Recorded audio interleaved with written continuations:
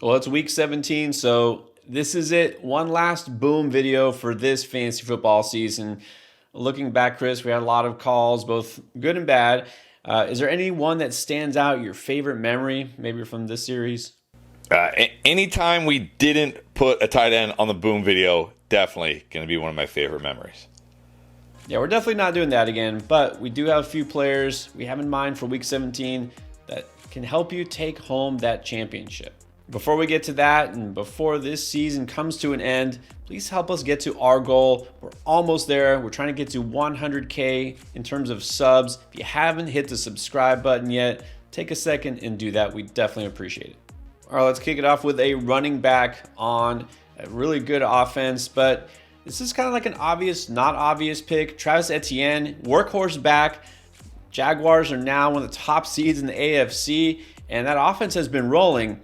But we haven't heard a lot about Travis Etienne because he's been sort of quiet in the rushing game. In fact, only 50 and 32 yards on the ground the last two games, even despite Bashal Tuten being out with injury. It's because T-Law is hogging all the glory, right? It's all about the passing game, right? Trevor Lawrence putting up big numbers and vulturing touchdowns too. He's been taking, off near the goal line and scoring as well. And so Etienne has still been solid because he's managed to score some touchdowns. In fact, that's what saved him in terms of fantasy. The last two games, like I said, not good rushing numbers even before that, like 74 rushing yards.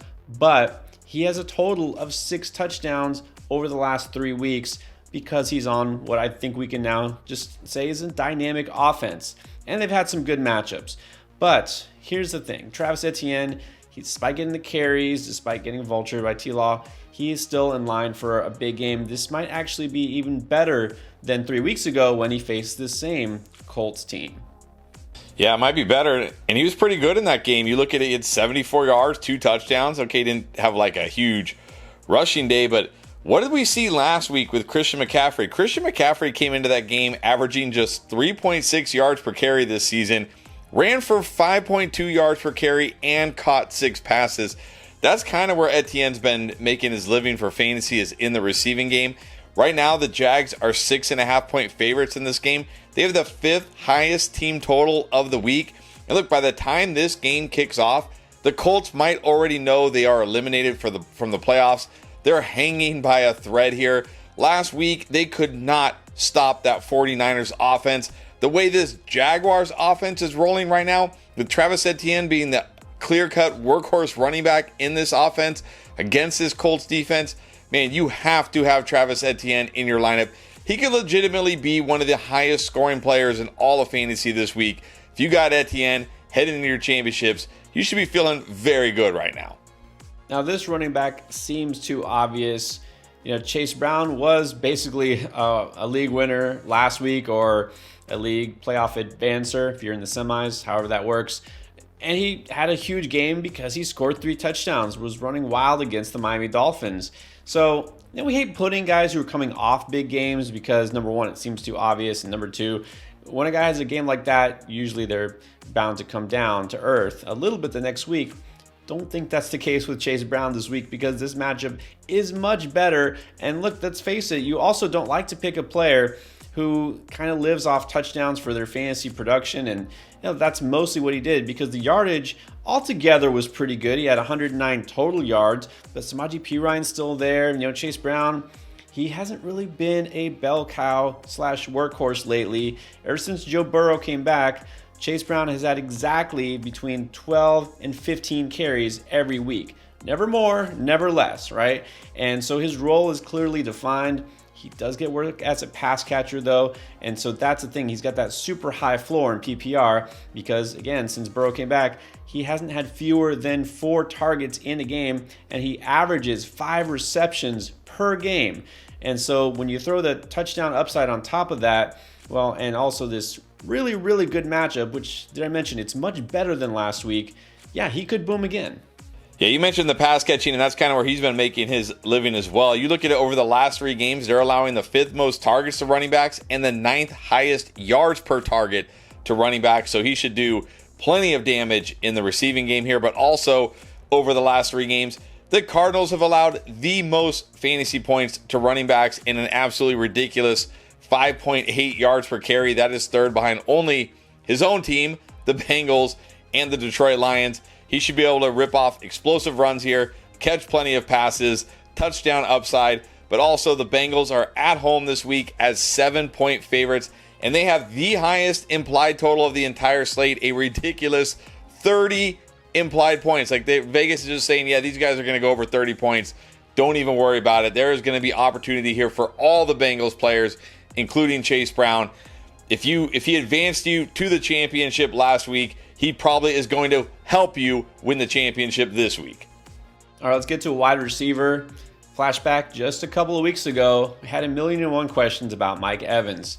Is Mike Evans really going to play the full, complement of snaps? Is he going to get targeted like before? Is he healthy enough? Is he still good enough, right? All the injuries this whole season, age, Baker Mayfield.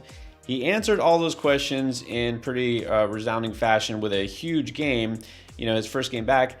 But then last week was a letdown. I mean, not going to lie, 5 catches for 31 yards. Had that short touchdown early. That kind of saved his day for fantasy. But you can't guarantee touchdowns, of course, especially for a wide receiver. And let's face it, man, this Bucs offense, there's something going on here. Even with all the wide receivers now back healthy, with Bucky back healthy, Baker Mayfield just doesn't look right. And they're losing to teams they really shouldn't be losing to. It's fair to question, do I risk it with Mike Evans in Week 17? You do, because despite the fact that the production wasn't big last week, he still led the team by far with 9 targets. Emeka Egbuka still a non-factor, only 1 catch. Chris Godwin is not doing a whole lot, right? Not anything like last year's version of Chris Godwin. So even if Baker Mayfield isn't what we saw in the first half of the season, he is still getting the ball to Mike Evans early and often. And Mike Evans, for his part, is absolutely healthy and he is fine. And he has been rolling. I know it's a very small sample, but guys, he's the wide receiver 3 in expected fantasy points since coming back. And so he left a little bit on the table last week. Don't think it's going to happen this week. No, I don't think it's going to happen this week against your Dolphins. We saw last week, that was the first game where the Dolphins were officially eliminated from the playoffs, had nothing to play for. And what did they do? They allowed 183 receiving yards and the 4th highest yards per target to the Bengals. But even before that, with the defense playing better, they'd still been struggling against the pass. If you take out Week 14 against the Jets, which, let's be real, it's the Jets with Brady Cook, like that's not really fair.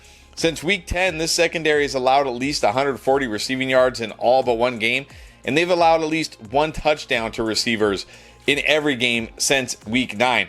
I think Mike Evans could score a touchdown again this week. If there's a wide receiver that you're like, this is a guy who could score a touchdown, it's Mike Evans. He gets legitimate, he's almost like the goal line back sometimes, right? They get at the 1 and they just throw that quick high fade to Mike Evans and just say, go up and get it. I think that's going to happen again this week. And last week, what we saw was they came into that game with a game plan. Todd Bowles even said this, we came in with a game plan to just run the ball as much as possible. He said it worked in the past against the Panthers. Well, guess what? It didn't work last week against this Dolphins defense. Let's air it out a little bit more here. You don't really have to worry about a ferocious pass rush or anything like that. I think we see that. I think we see Mike Evans finish the season strong this week with maybe his best game so far since coming back. Maybe his best game of the entire season, which isn't crazy because he hasn't played a lot of games so far. All right, let's get a little deeper onto the spicy pick. This is not what you would consider a fantasy stud, although look, maybe now at this point we should just call Kenneth Gainwell a set and forget. This guy has been so good. Again, out of nowhere, we thought he was going to be 3rd on the depth chart in the Steelers' backfield. Well, he is at the very least the 1A or 1B. It doesn't matter. Look, both Jaylen Warren and Kenneth Gainwell have been putting up points lately, but especially Gainwell because he is one of the top 2 running backs for Pittsburgh, but he's also one of the best receivers out there. He's their best receiver. Let's just face it. Kenneth Gainwell, as it broke down in the waiver wire video, should not be out there in any waiver wire for anyone. He's a guy you just want to put in your lineup at this point. In 5 of the last 6 games, he's had at least 16 fantasy points in PPR. That's because in 5 of the last 6 games, he's had at least 5 receptions. For a running back, that is pretty insane. In fact, over the last 6 weeks, he has almost as many receptions as Jamar Chase and Amon-Ra St. Brown. He's 1 away. He's got more than Chris Olave. Right? He is basically the Steelers wide receiver 1. and he's also a really good runner. And it turns out that they don't have DK Metcalf this week or next week. Is it possible that Gainwell has an even bigger ceiling now? Well, it's definitely possible, and this is a matchup that if we would have talked about this earlier in the season, we would have said, like, you can't start Kenneth Gainwell against the Cleveland Browns, but guess what? Cleveland Browns have just decided, like, I don't know, this season's over. I don't know if they're just trying to get Myles Garrett the sack record, so they're not even, like, trying to stop the run or what is going on here, but they have been horrible against the run lately. Over the last 3 games, they've allowed the 3rd most points to running backs, 5.5 yards per carry, plus the 7 touchdowns, which is the most allowed to running backs over that span. We're talking about the Cleveland Browns here. What is going on? But even better for Kenneth Gainwell. Like, okay, that's good for Jaylen Warren too. But here's what makes Kenneth Gainwell even more exciting this week as far as the matchup goes. The Browns have allowed 20% of the targets that they've given up this year have gone to running backs. That is tied for the 4th most with the Falcons and the Bengals. There's still a good defense against the pass, against wide receivers, but you can throw the ball to running backs all day long. Guess what Aaron Rodgers is going to do in this game without DK Metcalf? Throw the ball to his running back, Kenneth Gainwell, all game long. Kenneth Gainwell could have, realistically, would it shock you if Kenneth Gainwell had 10 catches in this game? I don't think it would shock me. I know it's weird. You see the name Kenneth Gainwell, you're like, really? Kenneth Gainwell? Yeah, I don't care what his name is. I don't care where you got him off the waiver wire, whatever. You've got to start Kenneth Gainwell this week. I mean, unless you're absolutely stacked at running back, just start this guy. All right, we each have one more player we want to tell you about. Chris, who else do you think is going to go off for Week 17? I'm going to go with a guy who's had a great fantasy playoff so far, and I identified him as a potential league winner. That's Jauan Jennings of the San Francisco 49ers. Despite the Bears getting healthier in the secondary, it hasn't really seemed to help. Over the last month, they're allowing the 8th most points to wide receivers, the 3rd highest yard per target, and the 4th most touchdowns to wide receivers.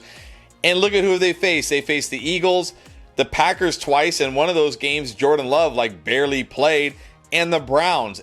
It's not like they've been facing the toughest passing games here, and they're still getting lit up by wide receivers. And kind of like what I said about the Jags, this 49ers offense is rolling right now, and so is Jauan Jennings. In the 5 games since Brock Purdy has come back, he is the wide receiver 19 in fantasy, and he's tied for the lead in receiving touchdowns among anybody in the NFL. And now we're looking at a game where George Kittle potentially isn't going to play, or if he does play, is going to be very far from 100%. They're at home with the 6th highest implied team total. They're going to score plenty of points this week. Again, I talked about Jennings in my video I did before the playoffs started, like guys that were skyrocketing, that had great playoff schedules. I said Jennings has a great playoff schedule. He was great in Week 15. He was great last week in Week 16. I think he's going to be great again this week in Week 17. Just keep rolling with Jauan Jennings all the way to your fantasy championship. All right, my pick. Again, I'm almost a little reluctant to put this out there because it seems too obvious, and when it's too obvious, it usually doesn't happen. But I can't not mention Ashton Genty. We were scared to death. I'll admit, I just said I don't want to play Genty last week against the Texans, right? How bad the Raiders' offense has been, how good the Texans' defense is. And so naturally, it was a close game. Geno Smith didn't look horrible, and Ashton Genty looked like what we were waiting for all season long. Like now when you were waiting for everyone to sit you, now you go off, had his best game against the Texans, again, mind you, with 188 total yards and 2 touchdowns. Had a long receiving touchdown and a long rushing touchdown. And so, number one, it's like, how can you not start him again after he showed what he did? And then he also gets the benefit of facing that Giants defense. I remember last week I was like, I'm just going to be lazy and pick whatever running back faces the Giants.